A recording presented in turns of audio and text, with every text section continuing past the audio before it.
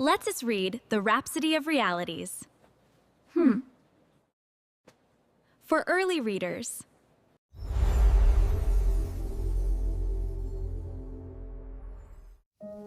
Today is Monday, the 18th of May. The title is God's Nature is in You. Today's scripture is Galatians chapter 5, verse 22 to verse 23. But the fruit of the Spirit is love, joy, peace, long-suffering, kindness, goodness, faithfulness, gentleness, self-control. You are God's child and you have His nature love. This means His love, joy, peace, patience, kindness, and goodness are already inside you. So, you don't have to say, I can't love people or I don't have patience. God has already put these good things in you.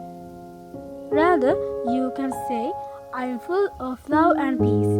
God's nature is in me. The more you believe and say what God's word says about you, the more those good things show in the way you talk, act, and treat others.